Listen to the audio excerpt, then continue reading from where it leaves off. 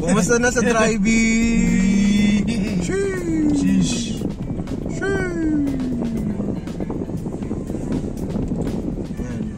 Marikina Eskinita driving style. Motor na nga lang, naka-double park pa. Kaya old. Diba? Mga old streets. Yeah, so, papunta kami kay Tito Pao ngayon. Navigating kami nitong mga masisikip na kalsada ng Marikina. Okay. この番組はご覧のスポンサーの提供でお送りします。Hello! Uy, kailangan, welcome sa Tito Tea Time, Tea Shop. Kailangan, patambo ko. Bagong negosyo ba to? Uy, ba't hindi? Hindi, syempre, since marami rin lang namang nagpa-pop up ng mga bagong cafe dito.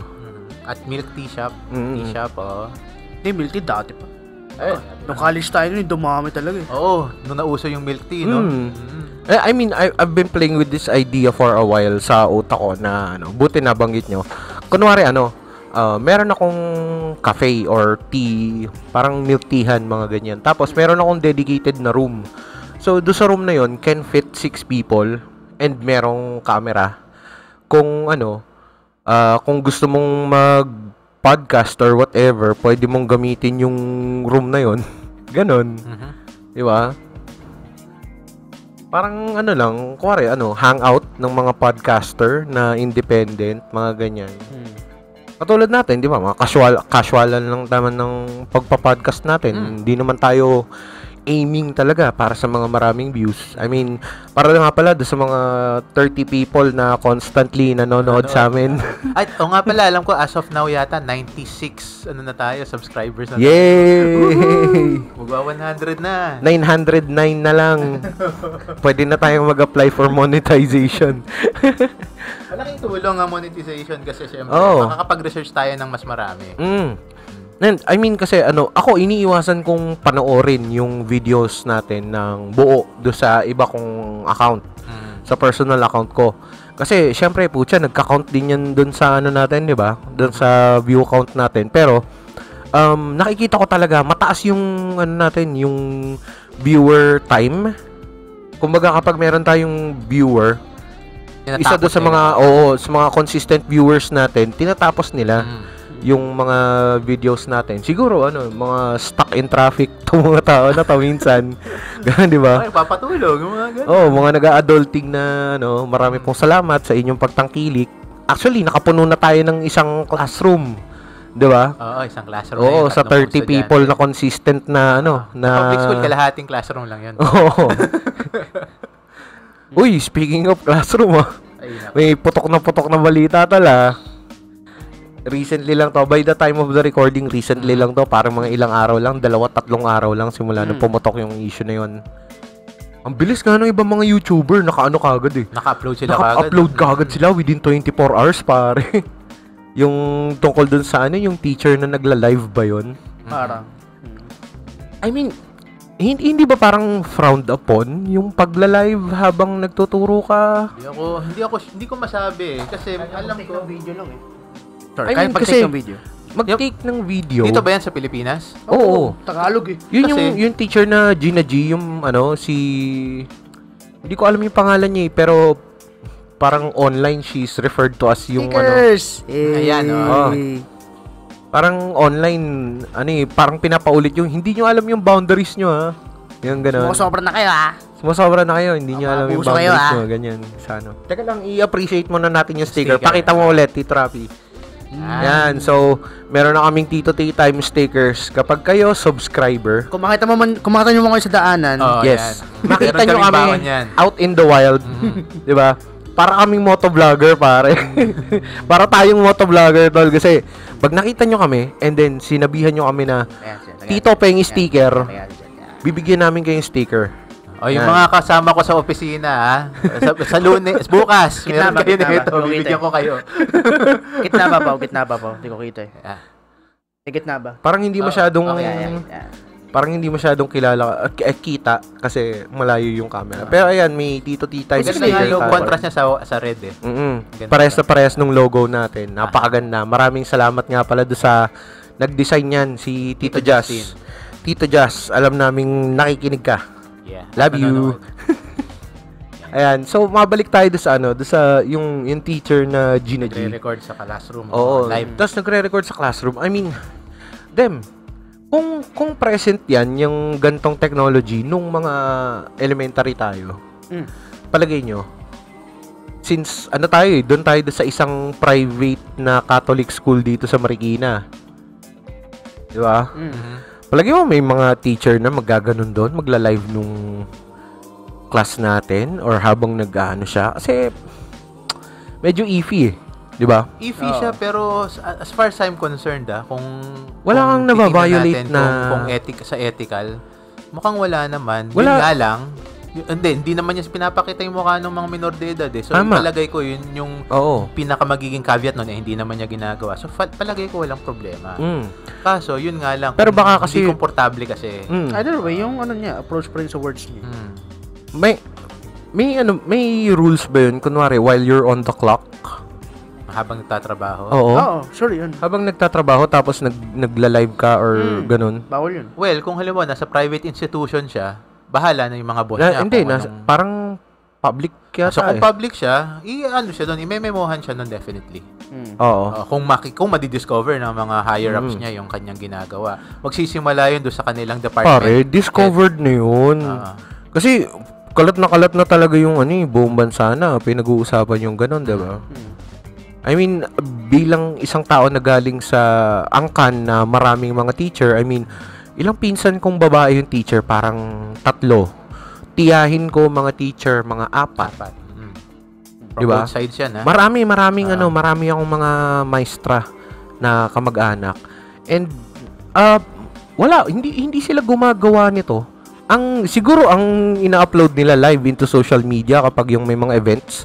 Kuwari mga dance. Normal lang yun. Dance competition. Yun, di ba? O kaya yung mga parang balagtasan, yung mga school program, yun ang mga live na ina-upload sa YouTube. And you have to get the approval of the people you're filming too.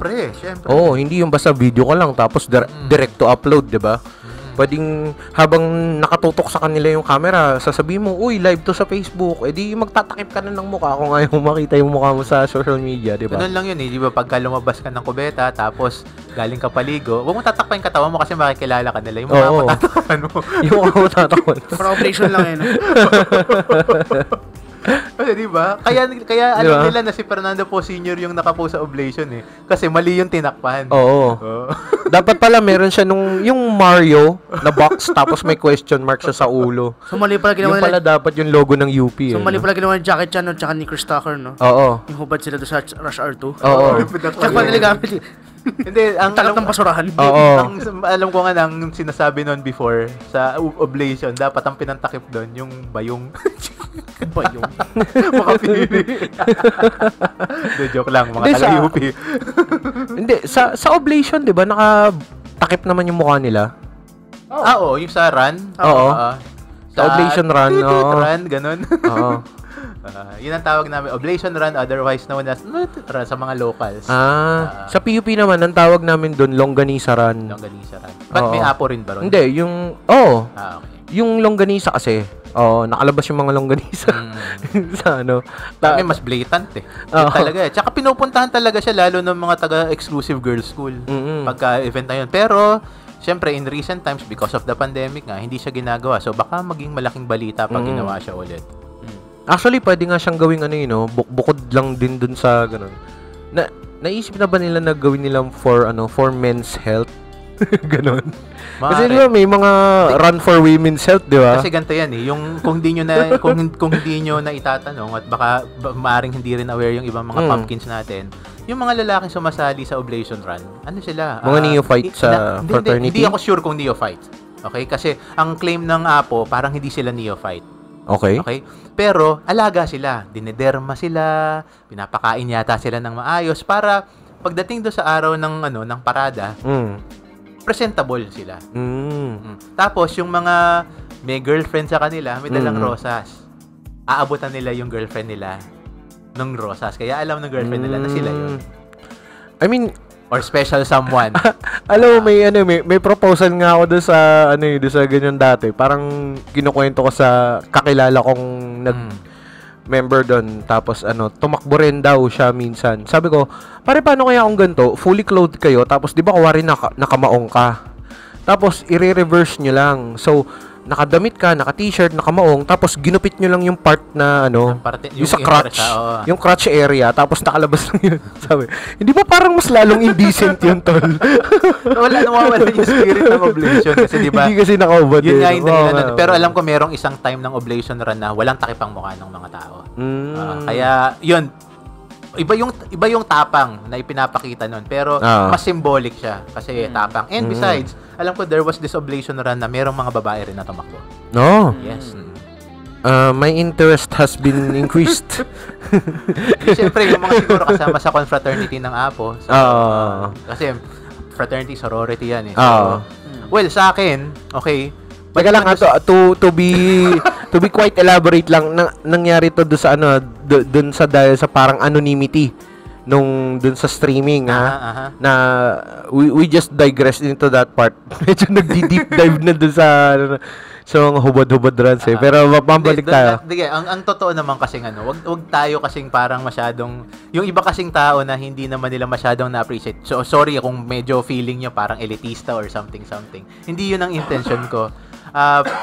Bilang taga UP rin na nakapanood na nitong mga gantong mga events, masasabi ko na magandang bagay siya bilang expression kasi alam nyo namang hindi sectarian ng UP. So, yung mga ganong klase ng activity na nagpapakita ng kalayaan, alam nyo ang mali siya nasa isip yan ng tao eh. So, wag nyo siyang tingnan ng ganon. Meron siya kasing ibang ibig sabihin, yung liberty sa pag-aaral, liberty in their traditions, sa mga choices, okay? And ang tao kasi, pagka ganun ng kalagayan, nasa purest form tayo. So, wala tayong inhibitions. So, palagay ko, isa yon sa napakaraming sinisimbolo ng oblation run. Nagiging sikat lang siya dahil sa maling, tawag dito, reputasyon. Well, we're a cloth-wearing society naman kasi tol eh. Talaga, hindi naman nasikat sa atin yung nakapaa, di ba? Yes. Yun. So, mabalik tayo. Hatakin ulit natin yung issue. Pabalik doon sa yung anonymity. Yung anonymity, no? Kasi lantad na lantad yung identity ng teacher and alam kagad ng mga tao kung sino siya. I mean, if you're going to go live, parang na lang, kasama siguro yun sa think before you click sa social social responsibility. Sa paggawa ng mga ganyang bagay. I mean, if you're going to come out in public tapos ganyan yung ugali mo, 'di ba? I mean, dito sa Tito Tea Time, 'di ba? Ito talaga ugali ko talaga 'to. I mean, ganito halos walang Medyo tinatone down ko lang yung pagiging foul-mouthed ko na nagiging almost naka-zero yung setting ng foul-mouthed ko, pero ganito talaga ako makipag-usap as a person. Pag ako, paano ba? I'm on social media. Medyo kasi ko medyo loko-loko din kasi ko sa mga comments di ba? Tapos alam mo yun, yung nakikisakay ka lang doon sa meme. Nakikisakay ka doon sa meme, nakikipagbiruan ka doon sa comment section, tapos biglang may, kasi ito yung ganyan. Parang kinag-usapan lang natin yung kanina. may keyboard warrior na magre-reply doon sa kinoment ko na joke. Na parang hurt siya doon sa sinabi ko mga words. Sabi ko, ang daming mga nagbibiro lang din dyan. Ba't ako yung sinita mo? Sitahin mo rin sila, wag ako. So alam nyo yun, isa pa rin yun kung gagamit kayo ng social media palagay ko, bawal kayo maging sensitive. Oo. Importante na handa yung dibdib nyo. Otherwise, huwag kayong sumali dyan. Pasensya na kayo, mga pumpkin na Gen Z, pero kayo na to.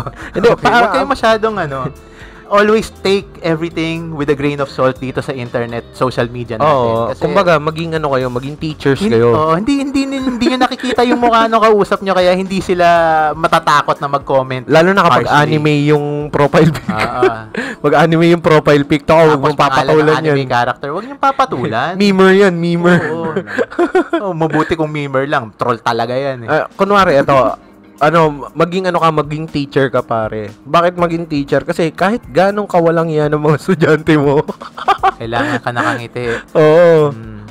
Ganun talaga. I mean, naaalala nyo ba, was there even a time na hindi nagganyan yung teacher nung nag-aaral tayo? Kasi ako, once a year talaga nagkakaroon eh. Oo. Na sasabihin ko, you are the worst section, ganyan, ganito. Buti pa yung section, ganyan. Eto yung ganyan. Parang sabi namin, okay. Isa pang may pupun ako do sa generation ngayon ng mga mag-aaral. Masyado silang sensitive pagdating sa ganun. Parang pag nagsabi yung teacher nila ng ganun, tinitake na nila kaagad against do sa teacher. Samantalang tayo, on a regular basis, kumakain tayo ng ganung salita. Kasama yun sa academe, palagay ko eh. Oo. Okay lang yun eh. Hayaan nyo lang na magkaganon yung magsabi ng feelings yung teacher nyo. Kasi pag masyado nyo pinagilan yan, hindi na yan magiging productive. Oh, well, okay na siguro yung parang once in a blue moon na magaganyan yung teacher nyo. Pagbigyan nyo na. Tapos tanggapin nyo yung criticism, ganyan. Pero kapag yung linggo-linggo na lang, ay hindi na siya nagtatrabaho as in tapos lagi na lang kayo malapag. Siyempre, ibang usapan yun. Ibang usapan yun. Pero yung once in a while lang na, di ba, parang, kasi, pinagalitan din naman kami ng teachers namin. 'Di ba? Bakit kayo di ba? Ano bang special sa mga bata ngayon na sobrang parang aping-api sila pag pinagalitan ng teachers nila, 'di ba? Take niyo lang yung criticisms positively. I think it started with our generation kasi tol eh. Parang yung mga naging magulang na ngayon. Hindi. Yung generation natin nung mga bata tayo, minsan kasi nagagrabihan din tayo noon eh. 'Di ba? Kasi if you remember, 'di ba, naabutan mo yung corporal punishment dun sa meron tayong corporal punishment. School natin. Private school yun Squat. Oo. Pinapasquat ka tapos pipingutin ka nung isang teacher. Yung teacher na pinakabata. Yung pinakabatang teacher dun sa roster ng mga teachers natin. Yun ang malupit. Mamingot, nangungurot ng singit, nagpapasquat, tapos papatungan ka ng book sa braso. Oh my goodness, siya pa yung pinakabatang teacher So, nung nagsumbong ako, sabi ko, parang hindi na yata ako makakapag-aral kasi sobra na yung ginagawa ng teacher sa amin. So, nagkaalaman yung mga magulang na, ay anak nyo rin. Nagsabi na parang hindi na makakapag-aral na maayos dahil sa teacher na to. Simula noon, bumait yung teacher na yun. Okay, siya yung pinakabata na teacher do sa roster. I think at the time, she was parang 24, 25. Pero siya yung pinakamalupit manakit ng estudyante yun, tol. Grabe, nampabato ng chalk, nampabato ng eraser. Hindi naman yun eh. Naalala ko yun, nakasala ako ng chalk nun. Diba? Binato ng teacher. Oh shit, Matrix. Pag salo mo nun, tapos gumanong ko. Parang tinulog kong gano'n no? Naalala ko din may teacher kami nun. Kaya niyo si... Buhay pa siya. si Sir A, kung nandiyan pa siya. Ayun. Sabi daw, ingay, you boys, ang ingay nyo. Punta kayo doon sa, disciplinary officers office. So, punta lahat kami, syempre, unang-una ako. Doon yun sa lumang building, sa ibabaw ng kantin, di ba? Yun eh. Unang-una ako, kasi apelyido ko, Aiden. Tapos tinawag ko, sabi ng teacher, may daw kayo Ay, iba lang po, pero majority po, hindi po. Sige, tawag ko tatay mo. Apelyido mo, ikaw una, di ba? Attorney. Sige, bumalik ka sa classroom mo. Diba? Kasi wala talaga wala talaga kong ginagawa nun literal shadow lang ako sa classroom I think it was parang it was lessened na simula nung nalaman ng mga parents na ito yung isa sa mga expensive na schools dito sa Marikina.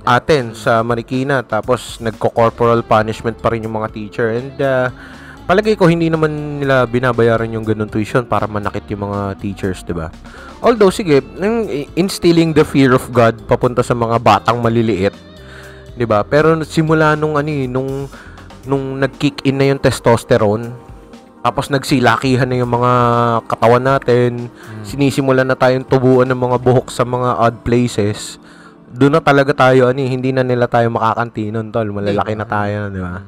Yun. I mean, if you're going to punish kids, punish them na, hindi naman physically. I mean, i-challenge mo yung morality nila. Parang tanungin mo, tama ba yung ginagawa mo? Diba? I mean, pag-questionin mo sila ng actions nila, siguro, kumbaga, gentle parenting, pero medyo matalas yung dila. Sa akin nga, pinakamaganda extent na papalabasin ko lang ng classroom Siguro yun na yung, pero hindi, meron ding napahiya doon, Tinulfo. Naalala niyo yung isang kaso ng bata na teacher, yung bata, nilabas ng silya ng teacher tapos pinaupo sa labas ng class. Yeah, so, I dinadaanan remember ng mga estudyante, napahiya yung bata kaya nareklamo sa Tulfo. Tapos itong si Tulfo naman, syempre mainit ang ulo niya. Parang nag-lash out to sa teacher at sinabi niyang karapat dapat daw tanggalan ng lisensya yung teacher. Which is, I don't think na fair. No. Kasi excessive yung tanggalan ng lisensya. Ang tanong, ba't di tinanong ko na rason ba't napalabas yung estudyante na yun? Ang sabi nung teacher maingay daw. Pero ang claim ng bata, hindi daw siya yung maingay. Siya lang daw yung napagdiskitahan. May mga ganun kasi, may mga ganung instances din. Posibleng mangyari yung ganun. Kaso nga lang, giving the benefit of the doubt dun sa teacher, panig ako dun sa teacher. Mas kita mo kasi sa point of view mo kasi sino maingay talaga Kasi mababaw lang yung offense and mababaw lang din yung punishment. Hindi, yun na nga ang sinasabi nilang mabigat daw doon, yung embarrassment ng bata. Na nakikita siyang na dinadaanan siya doon sa hallway ng mga one way I could see this kasi parang napanood ko yata yung episode yung kaso na yun. Sa T3 yan nanonood yung brother ko ng mga old Tulfo cases, na cases. Tapos nakiusyoso lang ako sa kanya, nakinood lang din ako sa YouTube to.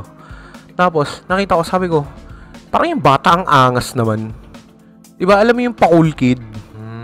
Yung pa-cool kid kasi napaka-fragile ng mga pa-cool kids na yan Pag nabangasan yung ego nila, pag napahiya, sobrang hurt niyang mga yun, tol. So, parang putting that kid lang into perspective. His own place. Hindi by his perspective, siya yung tama at siya yung kawawa, 'di ba? Pero hindi talaga doon sa situation na yun, magsa-side ka talaga doon sa teacher kasi wala yun nga yung sinasabi ko, pinagkaiba ng time natin sa time nila ngayon. Kasi sa atin I mean, napahiya. Nasubukan mo na bang PE tapos hinubuan ka ng jogging pants nung tropa mo sa harap ng crush mo? Nasubukan mo na ba yun, kid? Parang mahirap makarecover sa gano'n, which happened to me. Ikaw, na ganun ka na, di ba? Nahugot na rin ba yung jogging pants mo sa harap ng mga girls, di ba? I mean, mahirap yun, tol. Mas mahirap yun kaysa yung mapalabas ka lang tapos titignan ka lang ng mga tao, napalabas. Ganun lang. Hindi ka na masaktan. Mahirap Ako, bilang teacher, hindi ko sasabihing perfect din. Meron din akong ganong mga klase ng pagkakamali na feeling ng estudyante na pahiya ko siya or parang napagalitan ko siya excessively. Pero kasi, paano ba? Nung naging assistant ka sa classroom, kamusta? Well, relatively masaya naman siya. Nangyari din ba yun? Merong ganong instance. Merong ganong instance na yung bata parang grade 10 ito. Pero nagtatanong siya ng tungkol sa LCD. Okay? So, alam nyo yun. Alam kong alam na niya. Kasi nakakasagot naman siya sa mga homework. Pero, mag-e-exam na kami. Tapos, medyo, alam nyo yun, hindi ko masabi na nayayamot ako nung araw na yun. Okay lang naman ako. Usually, ang magiging approach ko doon would be, sabihin ko doon sa bata, pasensya na, I cannot answer that question anymore kasi last week pa natin topic yan. And yung topic prior to that was taken even before. So, kailangan nating mag-move dito sa next lesson na to kasi otherwise, magiging behind tayo masyado. Malapit ng exams. Okay. So, I have to, siguro yun yung magandang intindihin. Itong mga teachers kasi na to, kagaya nung nangyari sa akin, meron kaming mga deadlines. Meron kaming mga deadlines na kailangan naming habulin. Okay? So, usually, ganun ang gagawin ko. Pero nag-lash out ako doon sa estudyante. Na sinabi ko sa kanya na you should have learned this. Tapos... Dapat pala ikaw yung kinakancel. Hindi. Ako, tanggap ko naman yung pagkakamali na yun. Tanggap ko naman yung pagkakamali na yun. Pero, yun nga, alam nyo yun, marirealize nyo na lang na mali siya pag nagawa nyo na siya. Ako, I am saying this from... I'm honestly parang confessing na kahit among the best of us, hindi ko sinasabing one of the best ako. Pero sinasabi ko lang na kahit na sobrang layo niya sa ugali ninyo, marirealize nyo na lang na nagkamali kayo pag tapos na siya. Oo, talaga. Ang hirap nun. Kaya alam nyo yun, ako sobrang agree ako na ang teacher mabawasan ng trabaho. Kasi kagaya nun, under stress ka ng paggawa ng exams. Under stress ka na mabit mo yung time. Tapos, kailangan pa maging, tawag dito, ma-accommodate mo lahat ng questions ng mga estudyante kasi upcoming ang exams. So, okay lang naman siya. Or kaya, sana sinuggest ko na lang, ang dami kong regrets. Sana sinuggest ko na lang na pwede bang magpa-tutor ka na lang ng gantong araw so we can talk about it ng one-on-one para hindi na disrupt yung class natin. Kasi all of our classmates are okay na. Mostly. Actually, siya lang mag-isa ang nagtatanong. Well, pwedeng i-assume ko na meron ding ibang hindi nakakaintindi. So, ibig ko sabihin, kung halimbawa lang merong ganon, I could have handled it more professionally by saying that. Tapos, kung merong mga estudyante na kapareho niya ng palagay na hindi rin naintindihan, pwede kong isuggest na sige, sali kayo doon sa review session natin. Which I failed to do. Okay, so yun yung regret. Meron din kasi mga instances na ganyan. I mean, sometimes medyo nakukulatan din ako sa pamangkin ko. Tapos, yung parang medyo magagalit ako. Tapos, makikita ko yung mukha niya, shit, tangina, mali yung ginawa ko, ba't ko pinagalitan. Pero ganun talaga. Kaya parte yan ng pagpapalaki ng mga bata. I mean, kailangan din alam nila yung boundaries nila. Diba? At hindi sila magiging parang cute habang buhay na pagbibigyan palagi kung so they have to take parang responsibility to take their own initiatives, diba? Parang ganun. Ako sobrang unfair sa akin yung part na yun kasi pagdating sa ganyan yung mga teacher, sobrang mag-lash out ang public pag merong nagawang ganyan ng teacher. Kapag classroom setting kasi medyo seething na siguro yung anger nung teacher na yun. Kaya talagang boom, sumabog na ng isang Pero sa workplace, halos lagi nangyayari yan. Wala silang sinasabi. I mean, palagi. Sasabihin nila, hindi naman teacher yung hindi naman teacher yung boss mo eh. Well, tama sila. Okay, pero ano naman ang binigay nilang parang floor gas doon sa mga teacher? Yeah. Na para mapanatili nila yung mental stability ng teacher. Kasi hindi naman sa mahirap din kasing sabihin kasi syempre biased ako towards teachers dahil isa akong quasi teacher. Okay, hindi kasi talaga fully. Pero yung experiences nila malapit na. Yung experiences ko malapit na sa experiences ng totoong teacher.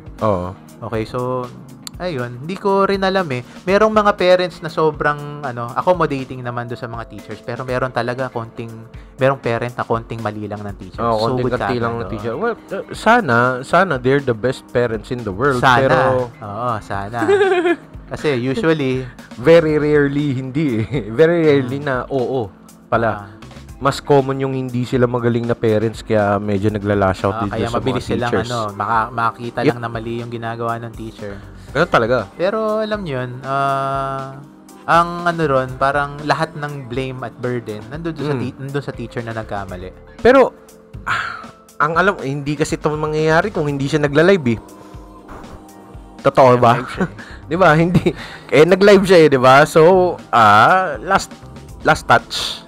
So, ano kayang nangyari last sa touch kanya? Hopefully, maganda yung maging tawag dito. Kung meron man siyang hopefully, kung mahuhusgahan siya fairly. At hindi by the court of Facebook. Public court of public opinion. Netizen summer. Nga pala, just speaking of netizen, isa sa mga ayokong term eh.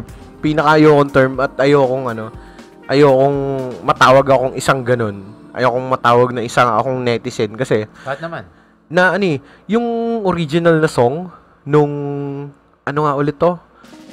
Hindi ko maalala yung title nung B-pop Bangsamoro Pop version. Yung proclaim ba to? Bangsamoro Princess of Pop. Parang ganun. Selos, yung title. Selos. Okay. Naalala ko na yung title, Selos. Tapos yung original na, yung parang melody is, si Lenka. Siya yung yung I'm just gonna not in the middle, not love is a riddle. Alam mo ba yun?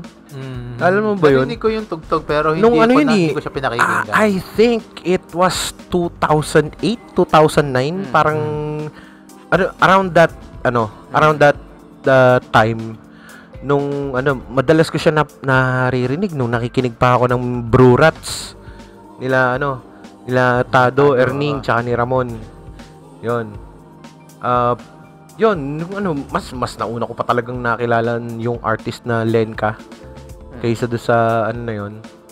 Tapos, yung Trouble is a Friend na melody, yun yung kinuha nila. Tapos, ginawa nila ng parang nilayeran nila ng bagong lyrics, bagong beat, parang ganyan. Tapos, yun nga, since nagkaroon na ng copyright claim do sa melody nung kanta, yata, tinake down na nung parang production company niya. I think it's AHS, parang ganun.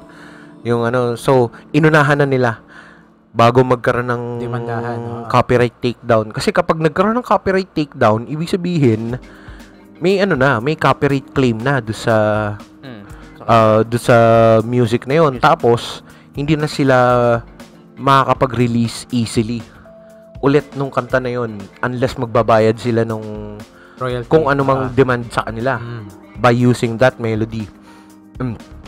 And ang daming nambash kay Lenka kasi parang alam mo naman, mga netizen, mga mangmang na netizen. Ay nako. Yun nga yung problema siguro sa democracy. Oo. Diba? Pantay na karapatan para sa lahat, diba? So kahit gaano ka uneducated, yun. Hindi naman masabing, alam mo yung iba mang words na mas degradatory. Oo. Uneducated lang or yung hindi siya masyadong uninformed. Oo. And refuse to be informed. Refuses to be informed. So, diba? Ganun talaga my God. Lang tayo nakimeme lang tayo palagi ko. Yung ibang mga tao dito, nakimeme lang na nakikisakay lang sila. Oy, sige, catchy tune, catchy ganyan. Tapos nung na-copyright strike na. Nung na-copyright strike na, lalong nag-explode. 'Di ba? Kasi parang palagi ko lang din ulit katulad to ng budots. 'Di ba? Putok na putok yung budots, 'di ba? Kasi palagi ko yung ibang tao dito nagmi-meme lang. Tapos dun sa pag-meme nila, sumisikat. Kasi nadi-discover nung ibang mga hindi alam yon na, uy, gusto ko pala to. Tong meme na to. Tong meme na song na to or meme format ng tugtog na ganyan. Kasi makikita mo na, if you remember, parang botohan yata yun nung election, unang pumutok yung budots. Ginamit nga yun ng isa sa mga senador diba? Kaya siya nanalo Kung anong pinag-mash-mash lang na tunog tapos nagkaroon lang ng konting melody tsaka rhythm, okay na. Di ba? Tapos maganda yung tak-tak-tak-tak-tak. Yung alam niyo yung di naman sa nag-ano, di ba? Pag nung Pasko lang na-realize ko, hindi ko sigurado kung yung budots ba yun nanggaling doon o yun ginaya nila yung budots. Yung tinutugtog na ang alam ko yun ang originator Yung mga quote-unquote badyaw na pumupunta dito pag Pasko. Oo. Di ba meron silang maliit na improvised na drum set? Ewan ko kung ano talagang ethnicity nila, pero hindi siya malamang sa hindi kasi yun we're not hating on badyaw. Actually, ang astig nga ng mga badyaw mga water people sila di ba? Yes. Pero kung ano man yung kung ano man talaga yung ethnicity nila, hindi natin alam kung ano 'yon. Pero yung ginagawa nilang style ng pagdadrum gamit yung mga improvised na lata. Hindi ko alam kung ang nanggaya yung mga quote-unquote badyaw na yon o yung budots doon kinuha doon sa style ng pagdadrum nila habang nakaupo sila sa estribo ng jeep. Yes. 'Di ba? Parang pati yung high pitch na tunog ng yung kasi sa bukangan nila. Oo, yung yung parang sa trumpo. Yung sa squeaky duck. Oo, yun. Yung parang sa rubber ducky na Ako nga nag-aalala ko minsan mga bata yung gumagamit nun, maliliit talaga baka malulo nila yung yung iniipan nilang torotot. I mean, Nung dati, I think it was around 2015, una akong naka-encounter ng mga ganun. Mga sumasakay doon sa jeep. Tapos yung tak noon pa talaga yun na yung ano nila. Ganun na talaga yung sound nila. Oh. Tapos may sumasayaw na bata doon sa gitna nung daanan. Kasi yung drummer, yung kuya, yung percussionist, nasa estribo, tapos yung bata, yung taga-abot ng sobre. Tapos siya rin yung kokolekta ng mga, napalimos. Tapos, abang dumudukot yung mga tao, yung bata, nakahawak doon sa handrail, tapos sumasayaw doon sa gitna. Yun yung first encounter ko nun eh. Nung una talaga. No? Hindi, 2015, working na ako nito. Yung mga ampaw. Oo, ampaw pa, di ba? I mean, I work at the location dito na malapit sa atin na ang daming mga kumakatok sa puso. Araw-araw talaga, day in, day out, katok sila ng katok sa puso mo. Eh wala na malamig na yung puso ko eh. Ano kayo ni Tito Rapi? Mga malalamig ang puso. Sarado na yung puso ko to. Dapat pala dalawa puso nyo para yung isa mainit pa. Oo. Diba? Yung isa entrance, yung isa exit lang. Hindi, basta yun, yung cycle nung yung tonal yung tonal pattern budots talaga, pati yung beats pattern, 'di ba? Budots din. Ganun talaga yung yung iconic, ganun ka-iconic yung music ng Badyaw, quote unquote Badyaw. Hindi natin alam kasi Badyaw lang yung tawag sa kanila, yun lang yung tawag din sa kanila ng mga tao eh. Tapos kung tinanong mo sila kung ano sila, yun lang din yung sasabihin nila, tama. Pero ayun, di ba, since parang medyo catchy yung tone, tapos yun, papatok sa madla, ginagawang meme ng mga tao for shits and giggles lang, di ba, para sa mga likes and haha. Para sa mga likes and haha, ganun lang. Tapos hindi natin alam, bucha sumisikat pala yung pinagtitripan lang na music ng mga memers. So, yung ganun. So, okay, sige. Nauso yan, di ba? Kaya sumikat kasi nga, wala nang may-ari. Oo. Talaga lahat gumamit. Wala nag-claim ng copyright. Kasi nga, baka nga din nasa streets lang talaga, narinig mo lang. Day zero, public domain kagad. Day zero, public domain. Lahat ginamit kagad. Kasi siya yung isa sa mga recognized na original na Filipino music eh. Oo, well, bukod sa OPM. Although hindi tayo proud eh. Tol, bukod sa OPM, tsaka sa nga ulit yun, Manila Sound. Manila Sound. Yun yung mga unang genre natin, di ba? Kasi, di ba, parang yung iba, sa bagay, may inspiration din naman yung Budots. EDM ang inspiration yan eh. Palagay ko. Medyo mix na. Club music, basically din. I mean, you can't claim parang music, pero kaya mong i-claim yung pattern on how you made that melody, parang ganun. Ito yung pagsak ng lyrics. Kiniklaim na yung kiniklaim ng mga lyrics talaga. Pati yung diction actually, yung diction ng di ba? I mean, ganun talaga. Kaya nga nahihirapan din si Ed Sheeran mag-release ng mga bagong songs kasi yung mga last songs niya, ang daming nagki-claim eh. Magre-release siya ng song tapos 4, 5 sabay-sabay na lawsuits for copyright claim, parang ganun. Kaya nga hindi rin maiwasan ng mga musicians na talagang hindi sila makikinig ng pero itong music. Lifted talaga nila yung melody nung original song ni Lenka. Hindi nga siya sampled eh kasi kinopya talaga yung lifted talaga. Talagang tinanggal lang yung vocals. Naalala niyo yung Kapampangan hit na Ojo Galuguranda Ka, yung ginaya sa Sometimes When We Touch. Yun, lifted din yun eh. Kasi yun hindi hinabol. Pare naman. Bubblegum, ilang dekada nila ginagawa yun, tol. MEV. Parody sila eh. Kasi hanap-hanap naman parody talaga. Pag parody, pero hindi nila kiniklaim. Pero, pardon my French, pero punyeta yung isang Tagalog na kanta na kinuha yung River Flows in You. Yung Jeje Rap. Uy, pare, paborito yun ng tropa natin. Wala akong pake. Sino ba si Tito, Si May. O kaya sabi ko sa kanya paano mo nakaw yun? Ginanong ko sa kanya nun. Hindi. Actually, I gave her shit for that din, tol. Di ba, anong pangalan ng grupo na yun? Dati Kamandag ng Marikina yata. Kamandag ng Marikina ang gumawa nun eh. Tapos, kinaiyak tuloy maging Marikenyo. naging crazy ass Pinoys. Kasi nga, di ba, sumali sila sa contest sa Itbulaga. Alam ko parang at the same time, yung nagkasabay yung release ng XB at saka yung iisa yun eh. Yung tono na yun eh. Diba? Yung kalimutan mo na lang sige-sige maglibang. Kapareho pareho talaga. Yun talaga, iisa yun. Kasi ng problema ron. Nagkakaroon talaga ng problema doon kasi usually dito sa Pilipinas yung mga parang music producers ng mga rap artists, I'm using air quotes kasi hindi pa talaga sila established by that time. Naglilift talaga sila ng melodies, beats, tas yung mga paano ba to?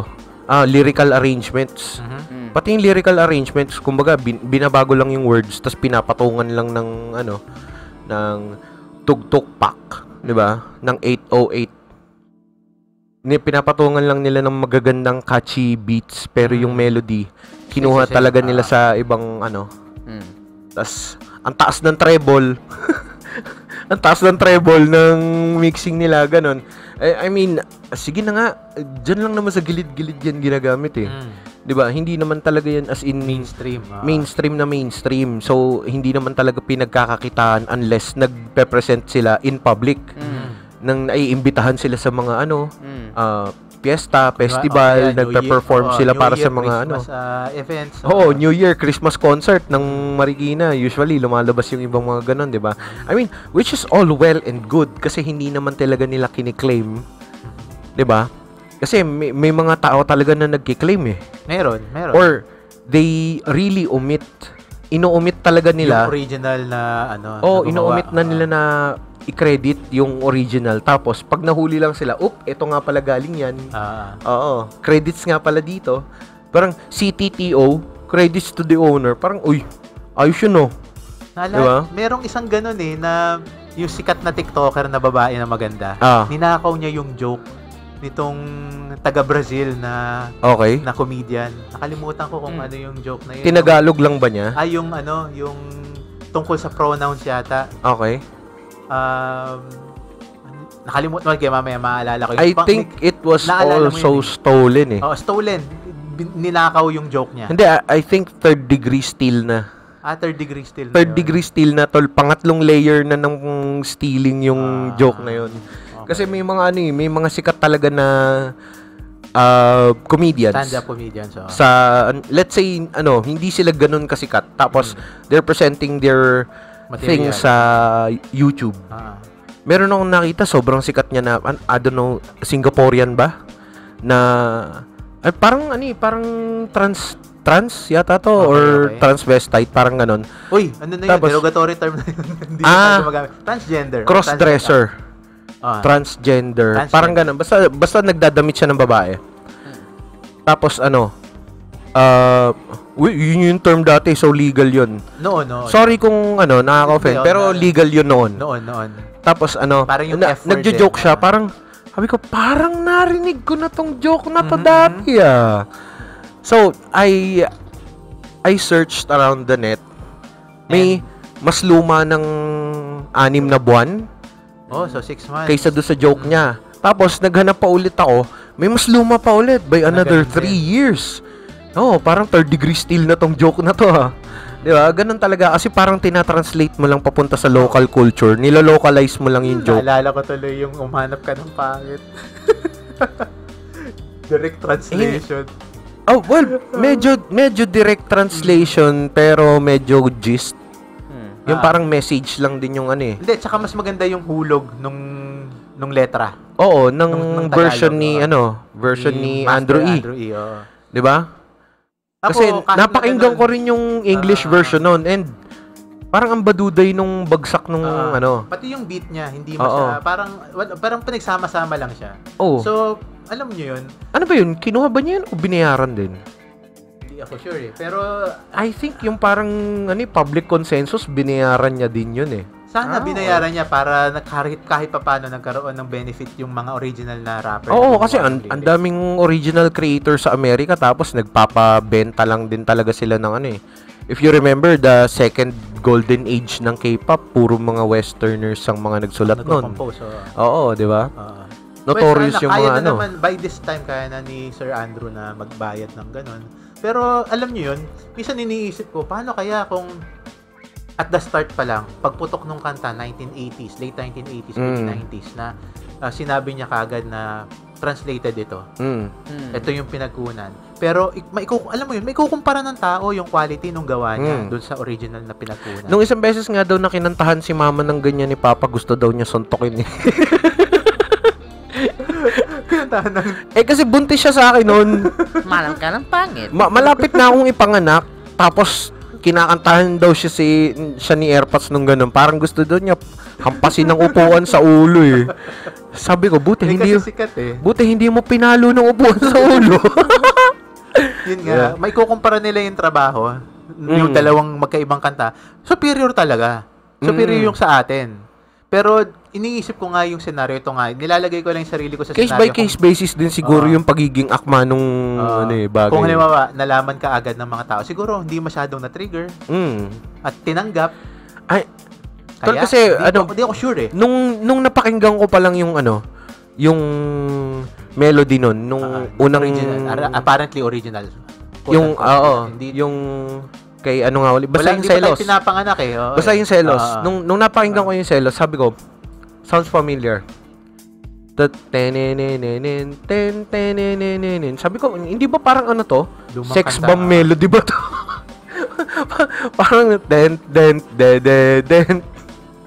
makinig kayo. Di ba? Spaghetti eh. Parang malapit dun. Sabi ko, parang sisigaw na lang bigla si Joey dun sa background nung kanta na to Pero sabi ko hindi, parang mas malapit eh. Kaso nga, nakalimutan ko na yung yung Trouble is a Friend ni Lenka kasi hindi siya kasing sikat ng isa pa niyang song.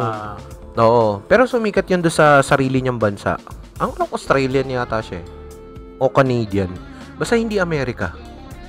Somewhere around the English sphere. Basta na-touch ng England yung bansa niyo to.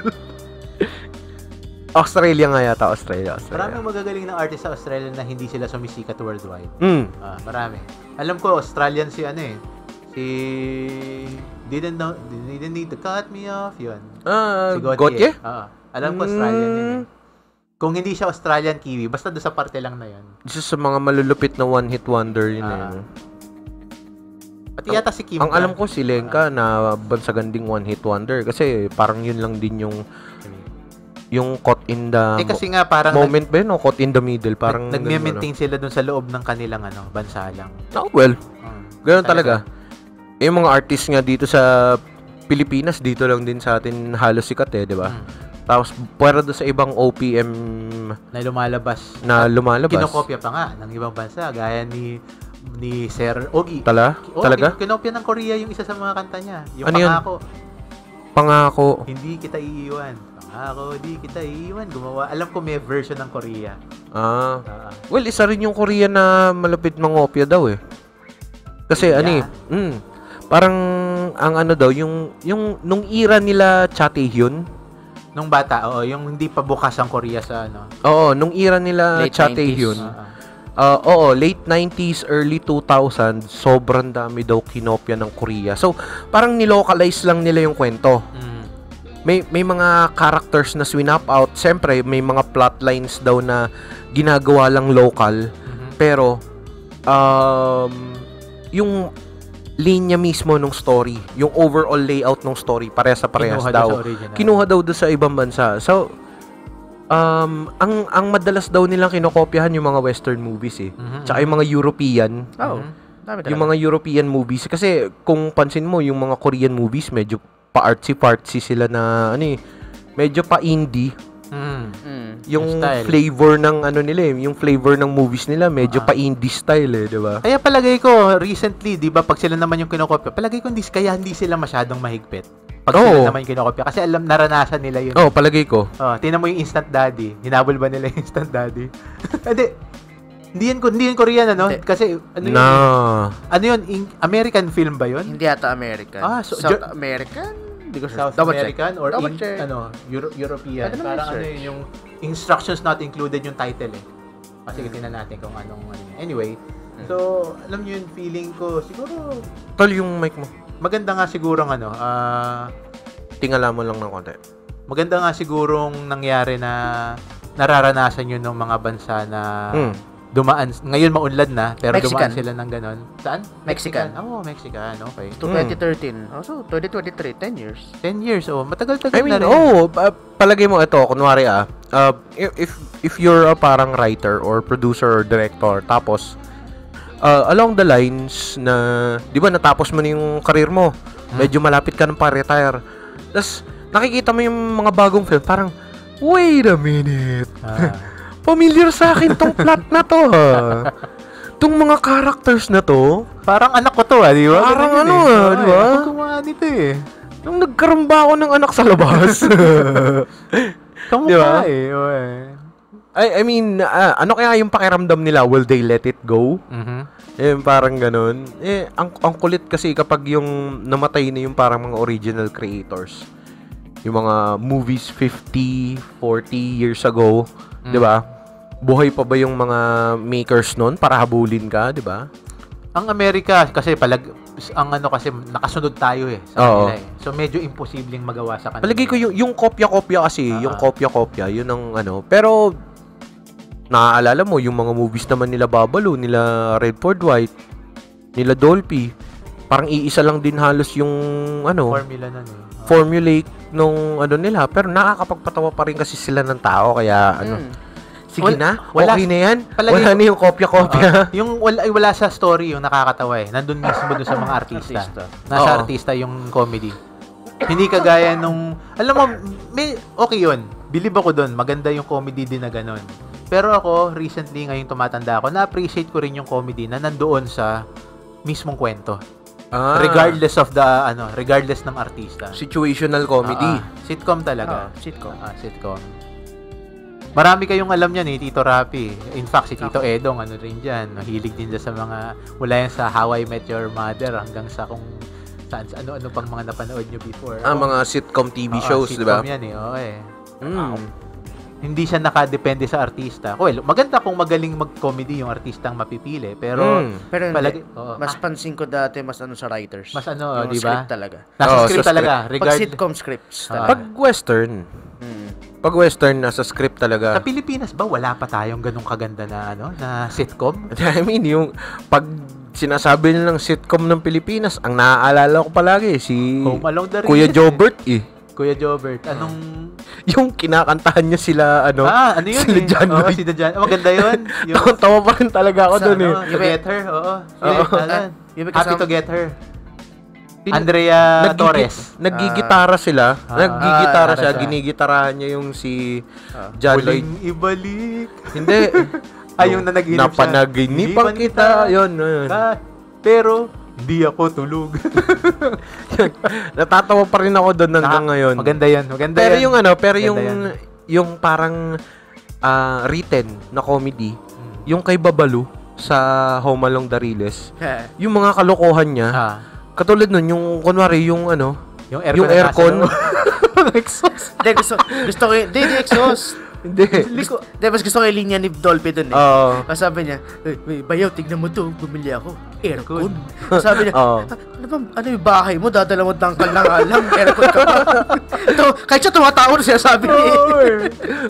Parang kasi yung bahay ni, doon, bodega lang yun eh. Pero feeling ko nasa doghouse siya eh. Nasa script talaga eh. Yun. Oo, nasa script kasi talaga. Pero nakakatawa yung gano'n na yung mga shenanigans ni Babalu dun sa parang maliit niyang doghouse.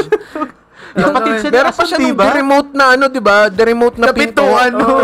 Ang weird talaga nung bahay na yun. Ang laki nung bahay ni Ason. Kapatid siya. Tapos dun siya, doghouse siya. Sabi ni sabi ni Babalu, look at that baby pic. Si Dolphy nagpapasan siya yun eh. Hindi, simula na nag-ano siya ni Babalu yung Biglang, click. Parang May kotse. Click. Parang Lamborghini nga. Dapat ba yun? Binabayaran mo ako para panoorin mo itong ginagawa ko. Ito yung the best. Ito yung the best na Babalu Dolphy para sa akin sa Home Alone. Si Dolphy kumakain ng itlog na nilaga. Binalatan na niya yung nilagang itlog. So, hawak niyang ganyan. Naka-extend ng konti yung kamay niya. Tapos, nagbabasa siya ng dyaryo using the other. Dumating si Babalu. Kinain yung itlog, tol. Kasi habang nagbabasa kinain yung itlog. Ginanon talaga. Dinukwang niya yung itlog. Tapos, ito yung itlog. Kinagat niya, di ba? Inislurp niya yung itlog. May shell pa doon. Kaya akala ni Dolphy may laman pa. So, naiwanan ng konting shell sa kamay si Dolphy. Tapos, pagtingin ni Dolphy doon sa wala na. So, nagsuspect siya. Shit, siguro squatter kong bayaw. Squatter kong bayaw yung So, kumuha ulit siya ng isang itlog. Ngayon, hilaw naman tong itlog na to. Tapos, hawak niyang ganyan. Inantay ulit niya si Babalu. Binitag niya, tol. Binitag, pare. Tapos, nung pag ganun ni Babalu, hindi niya makagat. Matigas kasi, may shell eh. Tumayo ngayon si Dolphy. Parang hinahabol pa rin ni Babalu habang nakatayo na si Dolphy. Tapos, ginanon niya sa mukha. Pak! Sabog yung itlog. Yung tawa ako ng tawa. Hindi ko malaman kung bakit ako tawa ng tawa. Nakakatawa naman. Napaka-stupid nung joke, tol. Pero sobrang nakakatawa. Pero ang best na joke na recently nakita ko ng pandemic din. Yung Quezon Avenue. Yun. Dolphy na naman eh. Si Dolphy tsaka yung mga anak nila, Eric at tsaka si Jeppy. Tsaka si Eddie Garcia. Yung silang dalawa. Yung silang dalawa. Oh my God. Marami yun. Basta parang nagbabasata si or kumakain si Dolphy sa mesa. Biglang dumating si Eddie, minamasahe biglang yung balikat. Sarap yan sarap yung masahe mo Sabi niya, oo nga yun. Sabi niya, tapos parang, dahil dyan, libigat ang pagkain. Tapos palabas si Dolphy, sabi, tatanang niya, ano gusto mo? Ano sabi ni Eddie nun? Sandwich? Ham sandwich? Egg sandwich, ham sandwich na may mga lettuce and tomato. Inaala ko yung lagi, dulo nun with lettuce and tomato. As part ulit yung balikan sila dalawa. Tapos yung pagbalik dala niya ni Dolphy. Boom, kutsinta. Hindi, di pa yun yung punchline Dali kutsinta. Tapos si tagababasa si Eddie nun. Ano pinili mo? Kutsinta! May kulang! Sabi niya, walang nyug! Matatanda na talaga.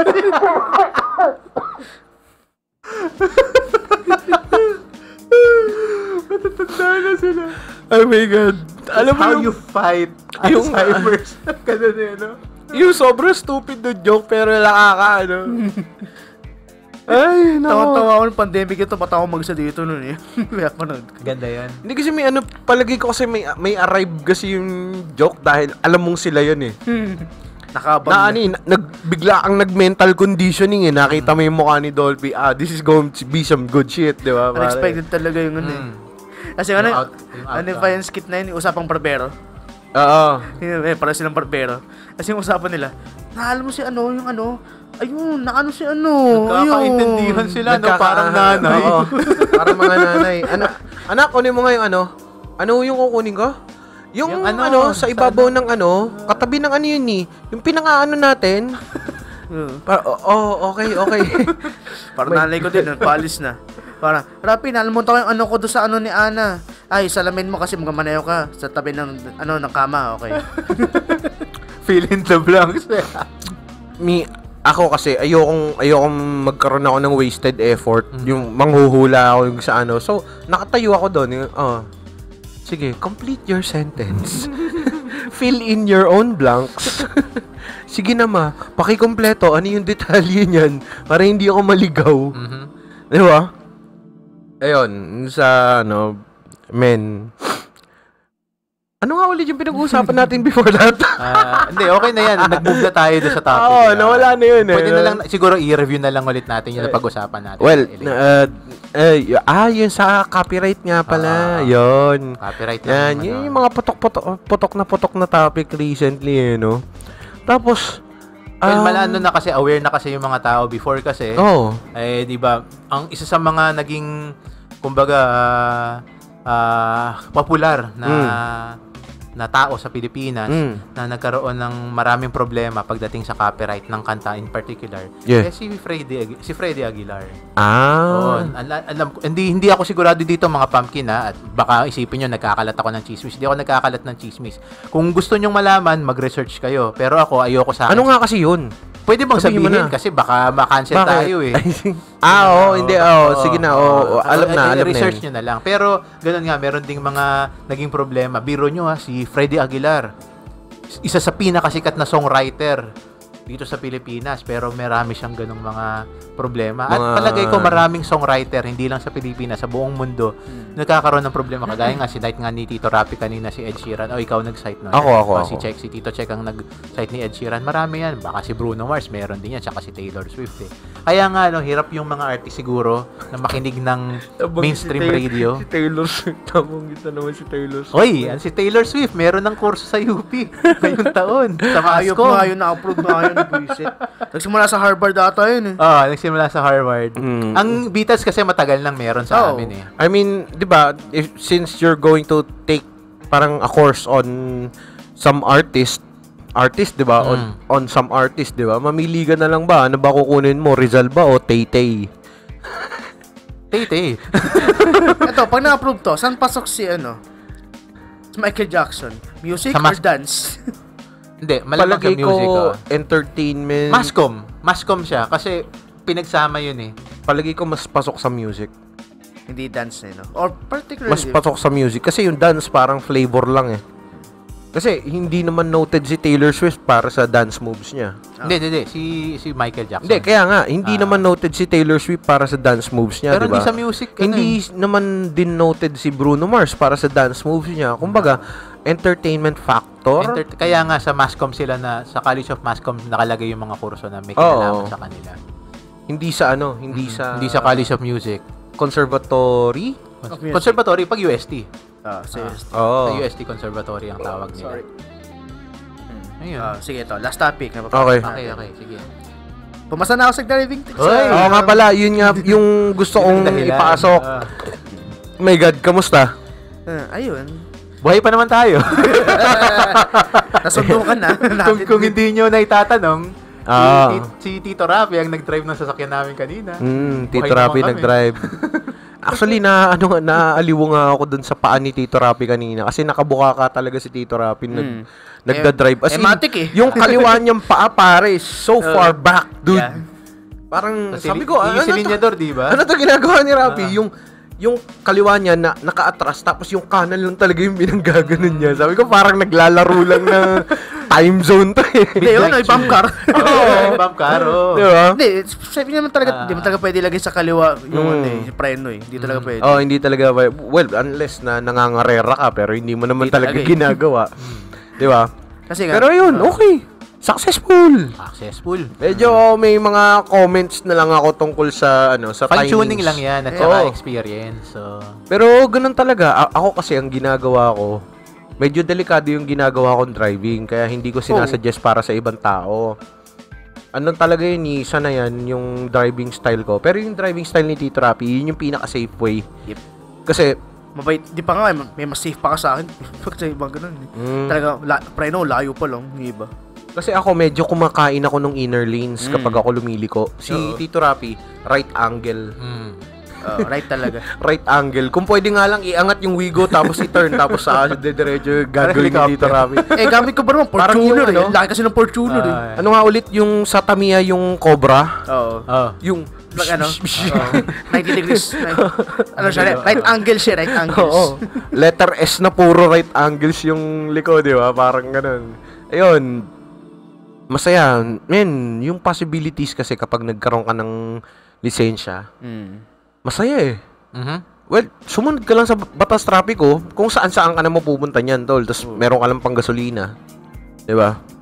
Pero nga, kaya napasok ulit yan kasi nga, this past week, meron 2 major incident sa Pinas. Yung una, yung jeep. Yung sa Cavite. Oo. So, yung nakapatay ng 2. Parang, 3. 2 motor, tapos 3 nakasakay. Men, napaka-rough nun, tol. Wow. Sa probinsya pa naman, ang tendency talaga, mabilis bumiyahe yung mga sasakyan kasi wala masyadong... Masama nun, Hindi nakabiyahe yung jeep eh. bakasyon sila eh. Family daw eh. So, kaya ng pamilya niya yung namatay. Kaya sure ako di pa sa nagkaroon ako ng chance, pina-installan ko kagad ng dashcam yung kotse. Kasi biruin mo, pwede siya mahawi nun eh, di ba? Yung naka-record nun. Pwede mahawi siya eh. Totoo. And kung kunwari may mga may crash, tapos may debris na tumama sa'yo, pag nakita sa CCTV na tumama talaga sa'yo yung debris mula doon sa crash na yon, pwede ka mag-claim ng insurance. Diba? Nakakatulong din yun sa pag-claim ng insurance. Yung dawn of the dashcam sa sasakyan, doon na talaga lumalabas yung mga biri mo, lahat ng kalokohan ng mga tao, diba? Dahil sa CCTV, dahil sa mga dashcam, huling-huli talaga eh. Tapos nung isang araw ata yun, parang 3 days ago ata, parang gano'n.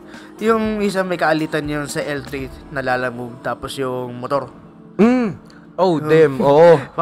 Parang pag-go na, biglang binutas ng motor yung gulong ng L3 ang pocha.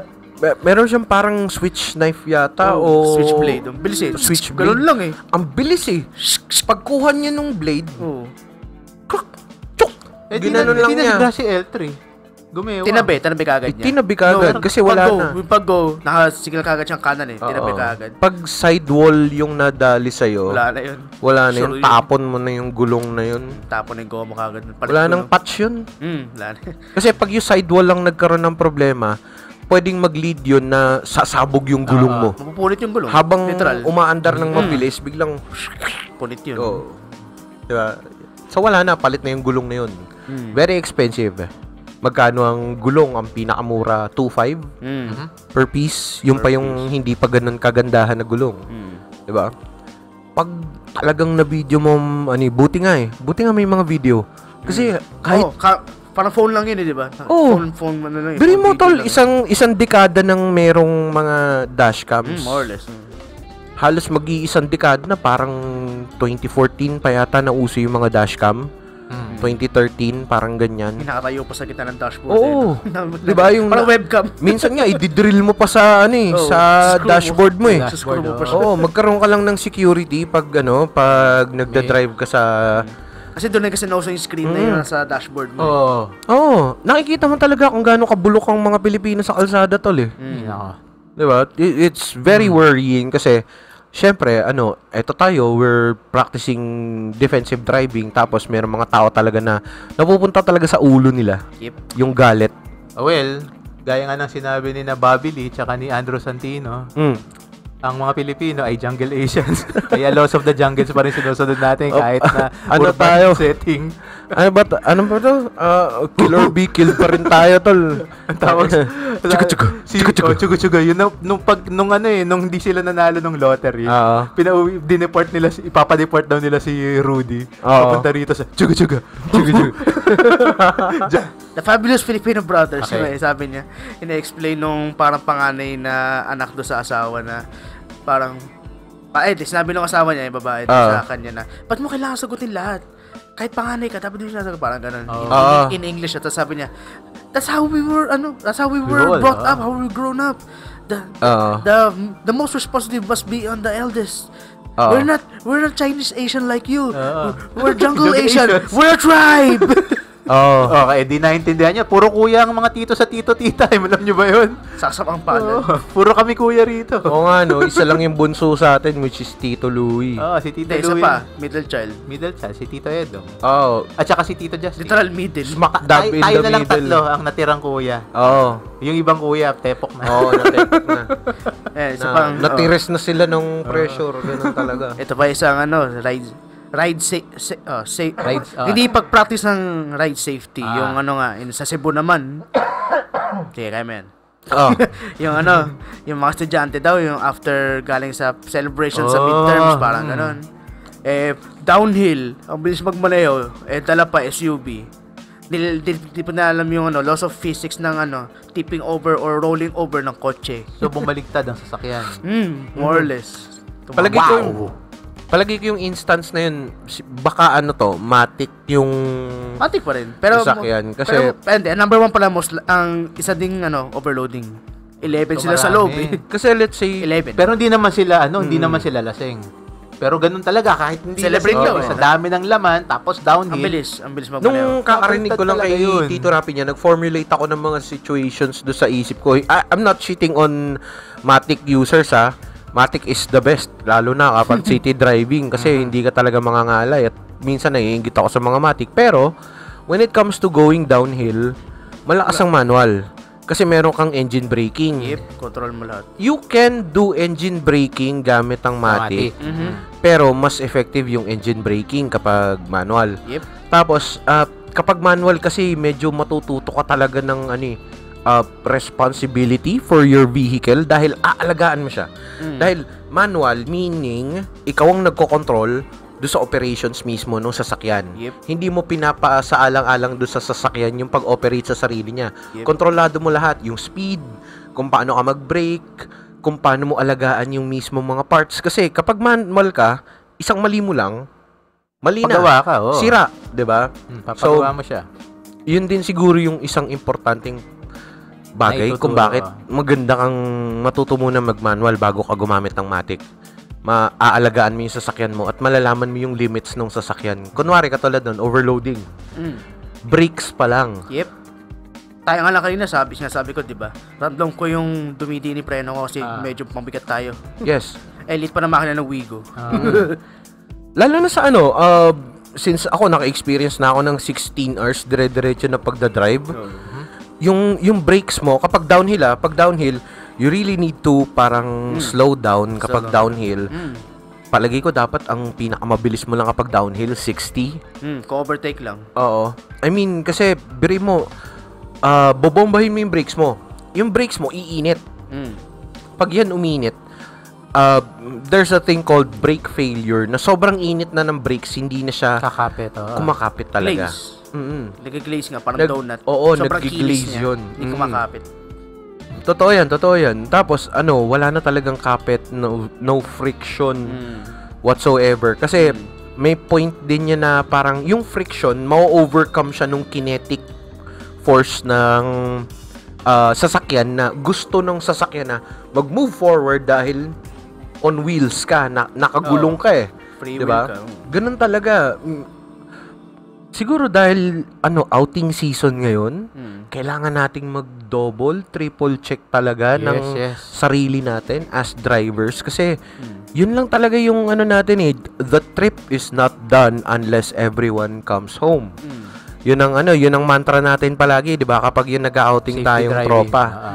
Kasi kunwari, kahit yung tropa ng Tito T-Time, mag-outing kami, kahit sasakay lang kami ng bus papunta sa kung saan naming beach na pupuntahan. Tapos pag uwi namin, syempre maglalansag-lansag na kami. May mga magta-tricycle lang, may maglalakad, may mga mag-jeep pauwi. And then we check on each other pagkatapos. Uy, nakauwi na ako. Parang nagsa-sound off kami pagkadating namin sa bahay. Eto, since you're going to be the one responsible driver, 'di ba? Para sa safety nitong lahat ng mga tao na to, I think dapat doon tayo magdahan-dahan talaga sa mga actions natin. Hindi tayo magpapadala doon sa excitement na woo, outing. 'Di ba? Kailangan kailangan yung driver ang pinakakalmado sa tropa. Kaya ngayon yung, 'di ba? Yun yung sa dulo ng blow baggage. Yun yung SE, self. Paano kung broken ka? What? Okay. Siya naman na bumabanat ngayon, Tito Rapi. I'm not okay. Gumagal. Ano ba yan? Simple Plan ba yan? Hindi, may Chemical Romance yata. Okay. Yun. So, yun. Okay na tayo. Yun. Ito may pahabol nga pala ako. Ako rin, meron din. Sige, una ka muna. Sige. Tito Check will always be in his snack bar. Kapag alam niyo yung location ng snack bar ko, punta lang kayo doon. Hindi ko ipagkakalat yung location ng snack bar ko. Baka dumugin ka eh. Pero pag alam niyo yung location ng snack bar ko, punta kayo sa akin. At kapag nabanggit nyo anything about this podcast, bibigyan ko kagad kayo ng sticker. Pag humingi kayo sa akin ng sticker, nabanggit nyo yung sticker, nabanggit nyo yung podcast, merong agad kayo sticker sa akin. Yun. Ako naman. So, kanina, dun sa issue natin, parang summary lang. Ako, kasama ng maraming ibang teacher na minsan nagkakamali during class at saka kagaya nun yung at malamang sa hindi, pag feeling ko napagalitan siya gaya ng marami sa amin. Oo. Kawawa yan pag napapagalitan ako, teacher. Sincerely, mga pumpkin, mga parents, mga tito, tita, humihingi ako ng paumanhin kasi alam niyo yun, minsan nakakalimutan din namin na nagtuturo kami, na-overcome din kami ng emotion. So ako, humihingi ako ng sincere apology dun sa mga estudyante na minsan napagalitan ko. Kilala niyo na kung sino kayo. Wala, hindi. No take back, sis. So you bad. Hindi, kasi ano yun eh. Pero hindi, ako, ang lagi kong goal lagi mag-improve. Lagi kong gusto na mag-improve at mas matuto yung mga estudyante ko sa akin. So ako, pagpasensyahan nyo na at mas gagalingan ko na lang sa susunod, mas lalawakan ko yung aking pasensya at siguro may napagalitan kang malupit, no? Meron ako napagalitang malupit. Meron, palagay ko lahat ng teacher umaabot dun sa ganun. Well, oo. Alam niyo yun, ang medyo unfair siya. Malungkot ako na na-unfairan ako na buong ilang taon kang nagtuturo na hindi sila nakakita ng aggression sa iyo, lagi kang mabait sa kanila. Tapos yung isang moment na yon na nag-switch ka, nag-on wala ka. tayong magagawa. Baka biglang na-trigger ka siguro. Oo, biglang masama na kaagad yung reputasyon mo. So kahit na ang daming taon yung pinagsamahan, natuto siya sa iyo ng napakaraming bagay. Well, sa akin kasi hindi naman sa akin galing yun eh. Nakuha ko lang din yun sa iba kaya sineshare ko lang din sa inyo. Pero yun nga, hindi eh. Alam mo yun, masyadong mabigat din siguro yung expectation. Hindi, I mean kasi pag tinitignan siguro ng mga bata yung teacher, they're looking for someone na matututunan talaga nila yung mga bagay-bagay or whatever, ganyan. Mahirap mag-set ng boundaries eh. Pag yung masyadong matagal mong nakakasama. Diba? It's hard to stay professional. Kunwari, ikaw harap-harapan ka dun sa client mo palagi and then kunwari corpo world to, tapos araw-araw mong harap-harapan yung client mo tapos 8 hours a day kayo magkakasama, ganyan. Parang mahirap din, di ba? Na mag-put up ng walls kasi magiging familiar ka din. And it's that point siguro na kapag nagalit na yung teacher dun sa mga estudyante, dun sila ma-hurt lalo. Yung mga students, I mean. Kasi although, siguro, yung mga students kasi bagsak agad yung guard nila kapag naging familiar na siya sa mga teachers, di ba? Ako never ko pinabay guard ko. Well, kasi, siguro, hindi ka pa nakakita ng teacher na magiging kaklose mo. Ako, I did that once. Tapos, yun nga, naging masyadong familiar ako doon sa teacher. Tapos yung teacher, na ganun kami. Diba? So, nagkaroon na rin talaga ng parang permanent separation for me para sa akin na hindi naman yung mga teacher nandun para maging tropa mo.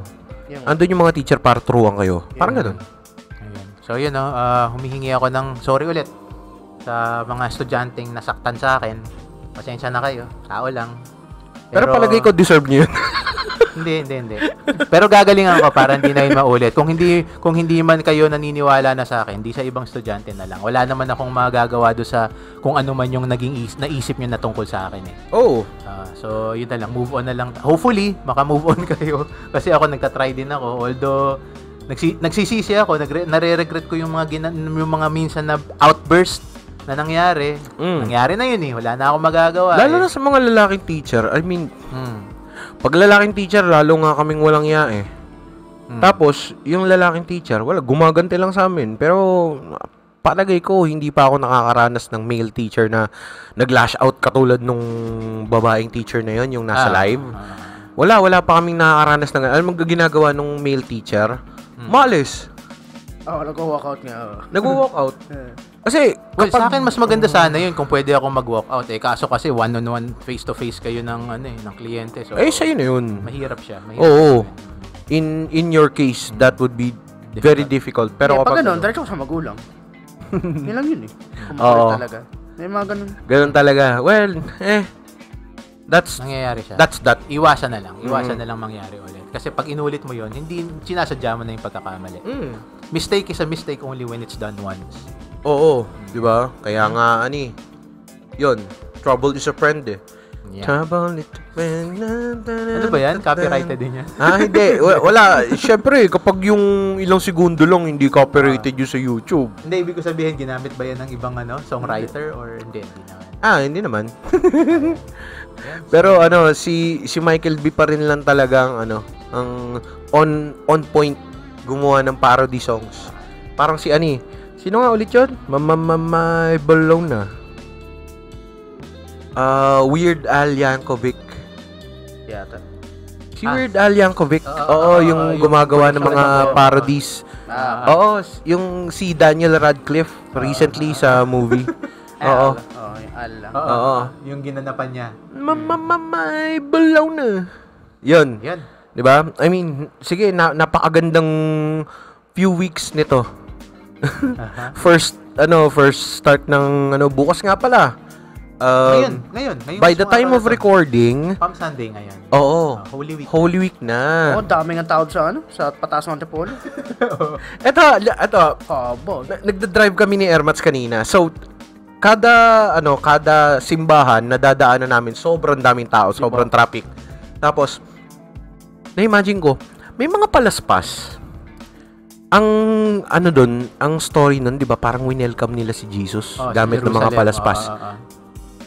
Are we not doing the same things with idols and artists? Yung mga wands. Pwedeng inspiration 'yun. Siguro baka natural instinct siya. Natural instinct natin na kaysa yung gumawa tayo ng mga banners na malalaki, no? Yung pinapalaspas natin para sa mga idols natin, sa mga taong pseudo-worship ng mga bata ngayon. Yun lang mga homecoming, kunwari si Manny Pacquiao galing sa isang panalo. Paano kaya kunwari nun sa gawin natin kapag sumikat yung Tito Tea Time tapos gumawa tayo ng parang live event, ang ipang salubong nila sa atin para sa hindi mga light stick no? Light stick pang idol. Kaso nga lang ayoko baka ipako ako sa krus. Ipapako ka talaga nila sa krus kasi yun ang nangyari kayo. Kukondem ka nila. Kukondem ka ng Gen Z. Have a blessed, Holy Week. Para sa mga nagpa-practice ng Christian, Catholic religion. Oo. Stay safe. Para doon sa ibang tao, enjoy nyo na lang yung Yung iba kasi nasusobra ng enjoy ng Holy Week, nadidisgrasya Kaya sa akin, stay safe. Oo, stay safe. Sige. Tapos, sige. As much as possible, we're going for weekly releases na talaga. Kasi last week, meron tayong release. This week, we're going to have another release ng episode. And I think ito yung post after Holy Week episode na lalabas. Directly the week after nung Holy Week lalabas tong episode na to. And sige, enjoy nyo muna yung break. Mahaba-habang break yan. Yung iba bukas di na papasok Oo Yun nga, ganun talaga. At hanggang sa muli. Paalam. Ano ni Mick yan? Hindi, si Goku. Gano'n ba? Goku ba yan o Yoda? Hindi, si Yoda mas malalim boses. Ang ganda ng Dragon Ball Z na manga.